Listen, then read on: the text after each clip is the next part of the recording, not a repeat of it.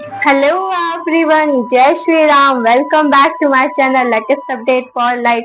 जैसा कि आप जानते हैं कि हम रामचरितमानस की सीरीज को स्टार्ट कर चुके हैं, जिसके आज ये 23rd वीडियो है, जिसमें हम रामचरितमानस बालखंड चैप्टर 1 की 23rd हेडिंग कंप्लीट करेंगे, जिसमें हम कंप्लीट करने वाले हैं कामदेव जी का देव कार्य के लिए जाना और भस्म होना। हमने अपने पीछे की वीडियोस में देखा था कि हम सभी देवता शिव जी के पास जा रहे हैं, शिव जी के समाधि को तोड़ने के लिए कामदेव जी को उनके पास भेज रहे हैं। और कामदेव जी कह रहे हैं कि वो मेरे लिए कुशल नहीं रहेगा अगर मैं जाऊंगा, परंतु देव कार्य है तो मुझे जाना ही पड़ेगा। यह कहकर वो आगे बढ़ते हैं। चलिए आगे का पढ़ते हैं। जय श्री राम। अस कही चले हो सब से रुनाही, सुमन धनुष कर साहित्य राही।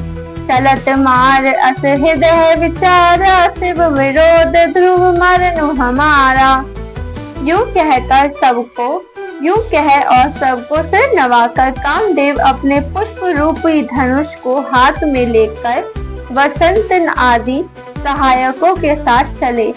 चलते समय कामदेव ने हृदय ऐसा विचार किया कि शिव जी के साथ विरोध करने से मेरा मरण निश्चित है। अब यहाँ पर कामदेव जी मन में विचार करते करते जा रहे हैं देव कार्य के लिए, और ये सोच रहे हैं कि शिव जी से मेरा जो ये विरोध है, ये मेरे लिए बिल्कुल भी अच्छा नहीं रहने वाला है, इसमें मेरा जरूर ही कुशल नहीं होगा।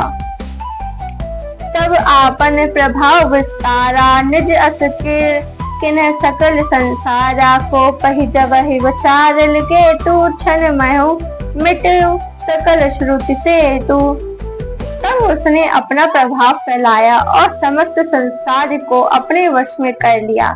जिस समय उस मछली के चिन्ह की ध्वजा वाले कामदेव ने कोप किया, उस समय क्षण भर में ही वेदों की सारी मर्यादा मिट गई। मतलब कामदेव जी को वरदान था कि वो किसी भी वर्ण अपना बाण छोड़ते तो उसके अंदर प्रेम और जो लोक की माया होती है वो आ जाती है। तो जैसे ही वो ये कार्य करना शुरू करते हैं शिव जी के ऊपर, वैसे ही समझो कि पूरे वेद पुराणों की मर्यादाएं भंग हो गई हैं। ब्रह्मचार्य व्रत संजव नाना, धीरज धर्म ज्ञान विज्ञाना। सदाचार जब जोग विरागा, सभय विवेक कट कुसभ भागा। ब्रह्मचार्य नियम, नाना प्रकार के संयम, धीरज, धर्म, ज्ञान, विज्ञान, सदाचार, जप, योग, वैराग्य आदि विवेक की सारी सेना डर कर भाग गई। अब जब कामदेव जी अपना बाण छोड़ने की कोशिश कर रहे हैं, उस समय ब्रह्मचार्य नियम, नाना प्रकार के जो संयम होते हैं, धीरज होते हैं, ये सभी वहां से दूर भागना शुरू कर देते हैं, क्योंकि जो कामदेव जी का बाण होता है वो इन सभी के विपरीत कार्यों को करने के लिए होता है। भागे हु विवेक सहाय, सहित सो सुभट सजंग। मही मोरे सद ग्रंथ पर्वत, कंदर नहीं मोय हूँ। जाय ते अवसर दूरे, होनिहार का करतार को रखवार। जग घर भरो परा, दुई माथा के ही रतिनाथ। जे ही कहु को भी कर धनु सरु धरा। विवेक अपना सहाय को सहित भाग गया। उसके योद्धा रणभूमि में पीठ दिखा गए। उस समय वह सब सद ग्रंथ रूपी पर्वत की कतारों में जा छिपे, अर्थात ज्ञान, वैराग्य, संयम, नियम, सदाचार आदि ग्रंथों में ही रह गए। उनका आचरण छूट गया और जगत के खलबली मच गए, और सब कहने लगे, हे विधाता, अब क्या होने वाला है? हमारी रक्षा कौन करेगा? ऐसा दो सिर वाला कौन है, जिसके लिए रति के पति कामदेव ने कोप करके हाथ में धनुष बाण उठाया है। अब यहाँ पे याज्ञवल्क्य जी कह रहे हैं कि मैंने उन लोगों का तो उल्लेख ही नहीं कर रहा हूँ जो कि इस लिस्ट में आता है, जैसे देव, दैत्य, मनुष्य, सप्र, प्रेत, पिशाच, भूत, ये सभी जो हैं, इनका तो मैं वर्णन ही नहीं कर रहा हूँ। मैं वर्णन कर रहा हूँ उनका जो योगी मुनि है, जो ब्रह्मचारी रहते हैं, वो भी कामदेव जी के वश में आकर स्त्रियों के विरह में चल पड़े हैं। तो यहाँ पर उनकी बात हो रही है। बहे कामवश जोग सिताप तापस पावरहिनी की को कहे, देखहि चराचर नरि मय जय ब्रह्मा महि देखत रहे।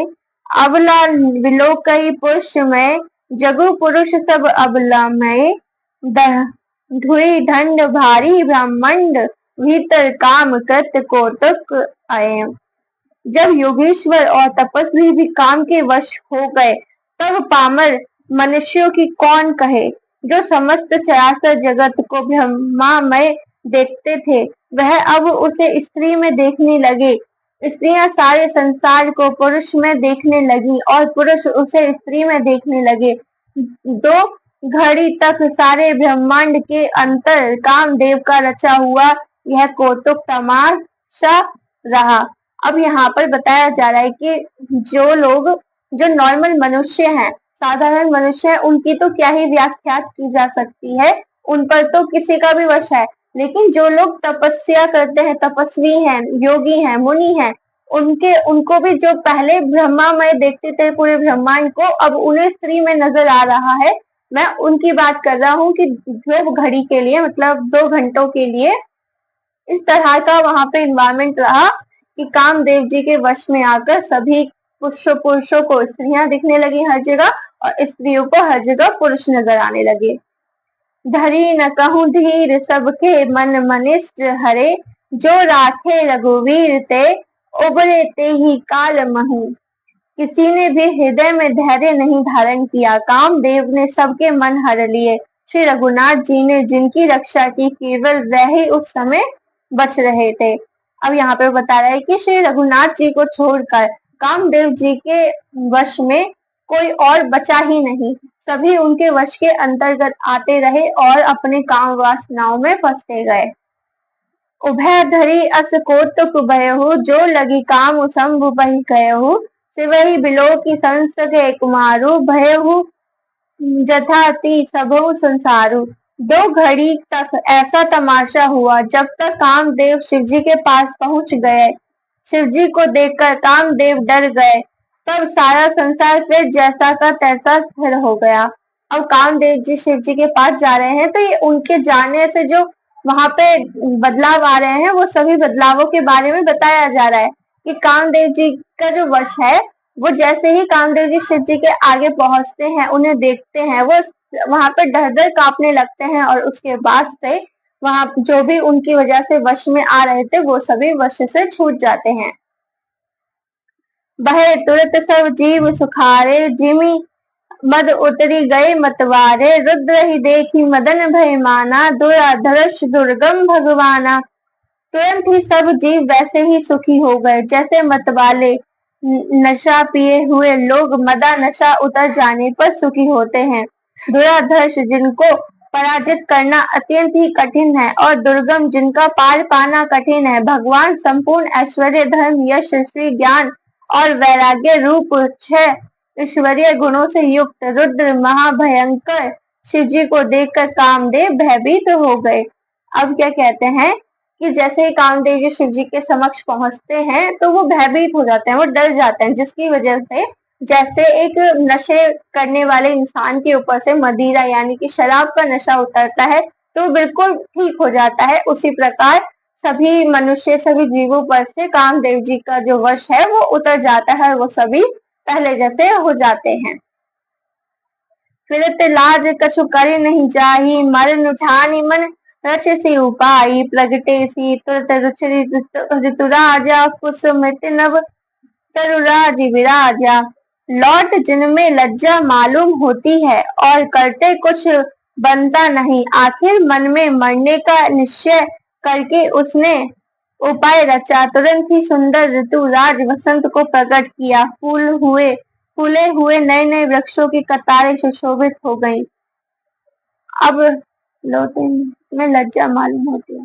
अब श्री कामदेव जी जो हैं, वो शिव जी के पास पहुंच गए हैं देवों कार्य के लिए, देवों के कहने पर। अब वहां पे सोच रहे हैं कि वो डर गए हैं उन्हें देखकर, परंतु वो अपने मन में कह रहे हैं कि अब अगर मैं लौट जाऊंगा तो मेरी बहुत ही बेइज्जती होगी, बहुत ही लज्जा का कार्य होगा। तो वो क्या करते हैं, वो वसंत देव जी को वहां पे उत्पन्न करते हैं।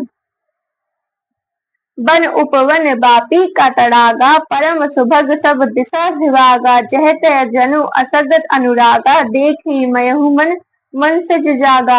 वन उपवन बावली तालाब और सब दिशाओं की विभाग परम सुंदर हो गए, जहां तहां मानो प्रेम उमड़ रहा है, जिसे देखकर हमारे मनों में भी कामदेव जाग उठा। अब कामदेव जी ने वसंत देव जी की मदद लेकर वहां पर बहुत सुंदर सुंदर तालाब, वृक्ष, वाटिकाएं बना दी, जिन्हें देखकर हर किसी का मन लोभ में भर जाता है, काम वासनाओं की तरफ आरंगित हो जाता है। सा गई मनोभव मोह मन बन सुभगता ना परे कही, शीतल सुगंध सुमंद मारुते मदन अनल सखा सहित, विकसे सुर नहीं बहु कंज गुंजत पुंज मंजुल मधुकारा, कल हंस पिक सुख सरस रव करी गान नाचहि अपछारा। मरे हुए मन में भी कामदेव जगने लगा, वन की सुंदरता कहीं नहीं जा सकती। काम रूपी अग्नि का सच्चा मित्र शीतल मंद सुगंधित पवन चलने लगा। सरोवर में अनेकों कमल खिल गए, जिन पर सुंदर भैरव का समूह गुंजर करने लगा। राजहंस, कोयल और तोते रसीले बोली बोलने लगे और अप्सराएं गा गा कर नाचने लगी। अब क्या होता है कि कामदेव जी ने जब वसंत देव जी को बुलाकर वहां पे सुंदर सुंदर वन, वृक्ष, फूल और तालाब बना दिए, फिर तालाबों के अंदर बहुत सुंदर सुंदर कमल आए, कमलों के ऊपर भंवरे भिनभिना रहे हैं, सुंदर शीतल हवा चल रही है, जिसके अंदर कामदेव जी की जो वासना है, कामदेव जी का जो कार्य है, वो बहुत ही अच्छे तरीके से लोगों पर काम करता है।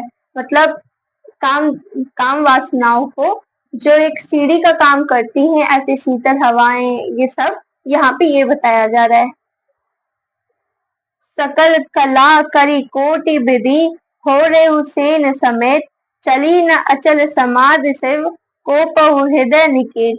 कामदेव अपनी सेना समेत करोड़ों प्रकार की सब कलाएं उपाय करके हार गए, पर शिवजी की अचल समाधि ना डिगी। तब कामदेव क्रोधित हो उठे। अब क्या कहते हैं, कामदेव जी ने अपने करोड़ों लोगों की सेना, अपने सारा बल लगा दिया, पर शिव जी की जो समाधि है वो खुल नहीं रही है। तो शिव जी के ऊपर कामदेव जी का कोई भी जो कामदेव जी की जो वासनाएं हैं वो शिव जी पर बिल्कुल भी काम नहीं कर रही हैं। तो अब शिव जी के सामने कामदेव जी को क्रोध आ जाता है। देखी रसाल विटप बद शाखा, ते ही पर चढ़े मदन मन माखा, सुमन चाप निज सर संधाने, अति रिसता की शिवन लगी ताने। आम के वृक्ष की एक सुंदर डाली देखकर मन में क्रोध से भरा हुआ कामदेव उस पर चढ़ गया। उसने पुष्प धनुष पर अपने पांचों बाण लगाए, चढ़ाए और अत्यंत क्रोध से लक्ष्य की ओर ताक कर उन्हें कान तक तान लिया। अब कामदेव जी को क्रोध आ गया, तो वो वृक्ष के ऊपर, एक सुंदर पेड़ के ऊपर चढ़ जाते हैं और बहुत सारे सुंदर फूलों से पांच बाणों को ताड़ते हैं और अपने कान तक एकदम लक्ष्य की तरफ साधते हुए ले जाते हैं। छाड़े विश्व में विसिक उड़ लागे, छूटे समाधि शंभु तब जागे, भयउ इस मन क्षोभु विशेषी, नयन उघारी सकल दिशि देखी।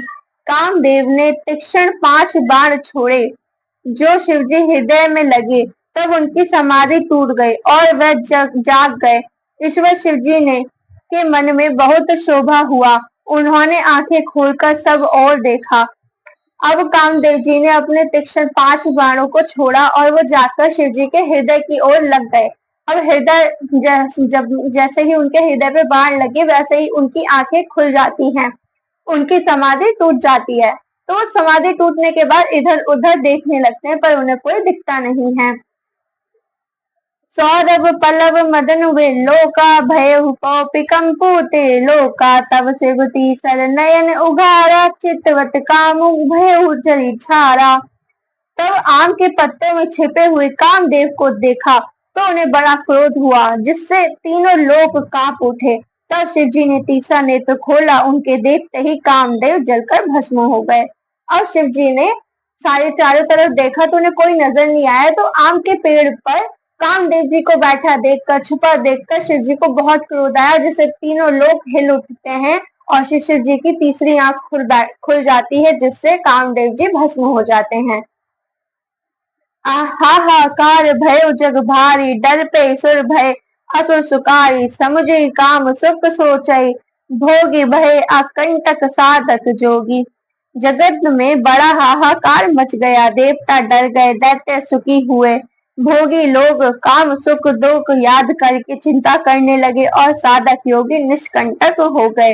अब जगत में बहुत ही हाहाकार मच गया, क्योंकि काम वासनाओं के जो देवता थे, काम देवता कामदेव जी, वो उनका तो मरण हो गया, अब वो तो रहे नहीं। तो जितने भी काम वासनाओं के जो घातक है, मतलब जो उनको करना पसंद करते हैं, वो चिंता में आ गए कि अब कैसे होगा वो सब कार्य। और जो योगी मुनि है, वो बिल्कुल निष्कंठ हो गए कि अब तो इन सब से छुटकारा ही नहीं पड़ेगा, अब तो भक्ति में हम लीन हो सकते हैं। तो हर तरह के लोग अपने अपने तरीके से कामदेव जी के लिए विचार कर रहे हैं। जोगी अकंटक भय पति गति, सुनत रति मूर्छित बही, रोदित बदित बहु भांति, करुणा करत शंकर पही गई। अति प्रेम करि विनती विधि, विधि जोरि कर सन्मुख रही, प्रभु आशुतोष कृपाल शिव अबला, निरखी बोल सही। योगी निष्कंटक हो गए। कामदेव की स्त्री रति अपने पति की यह दशा सुनते ही मूर्छित हो गई।